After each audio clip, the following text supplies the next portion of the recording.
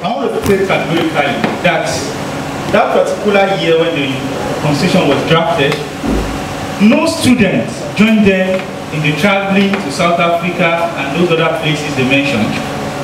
It was the Dean Students Affairs and members and staff of the office of the Dean that traveled to enjoy themselves in South Africa and in so many other places. On behalf of students. Yes, and they brought us.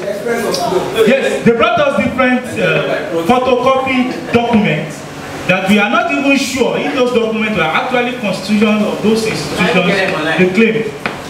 Now, looking at that, when they saw things that actually did favor them in some of them, they said, no, you can't. There was a time they were even saying that you must have 4.0 before you can contest. I fought that to stand still. On the issue of electoral college, too, they were able to influence, more especially the ladies amongst us who were just, whose name were given or submitted by their faculty presidents, maybe as a result of their personal relationship. I want to go further on that. And we just woke up one morning and we saw that the electoral college came on board. We fought it to stand. I wanted to leave.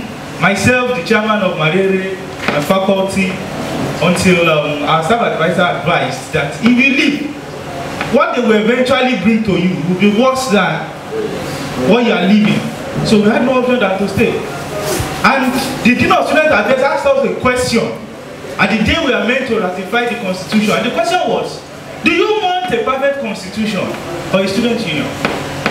So it was a choice. So you have to choose one. That day, if you have wanted a constitution that is close to perfection, then they would have postponed, and by now we wouldn't have a union.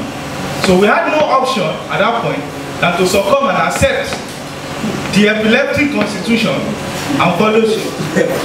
And sincerely, they actually doctored it.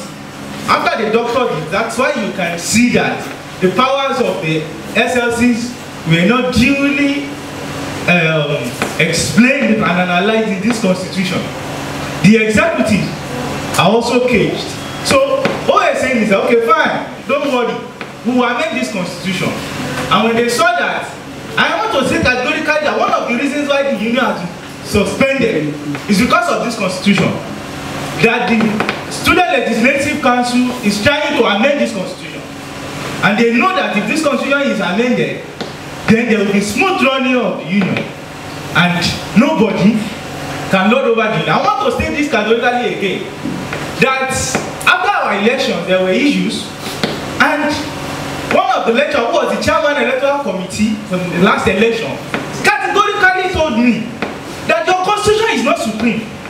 And we have the right to change it whatever we like. If he's standing here, I can say it. Even if the vice chancellor is standing here, I can say it. He said, your constitution is not supreme. We decide what happens to your constitution.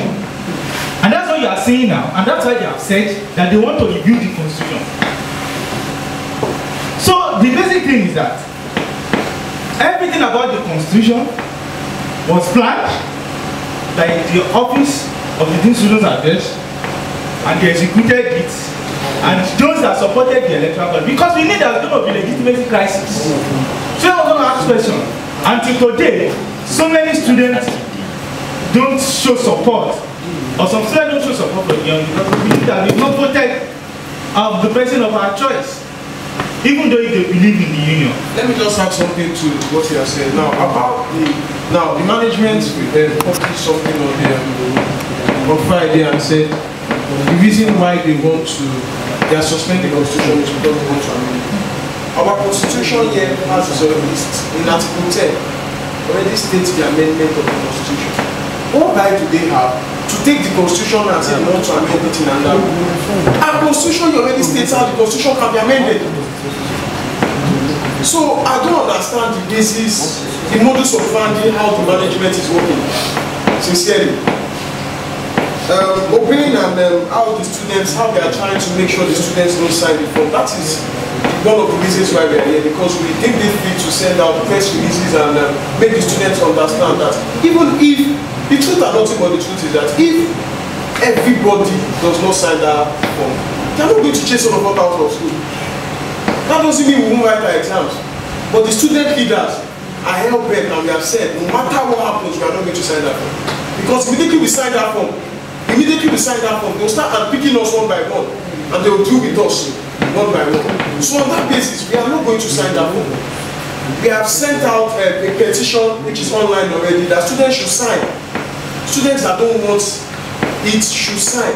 And we've also said that anybody that signed it should go and get an affidavit to say he was under pressure, he was tense, that was why he signed it. Because majority of the students don't want to sign it, but majority of the students want to graduate. They want to write exams and go.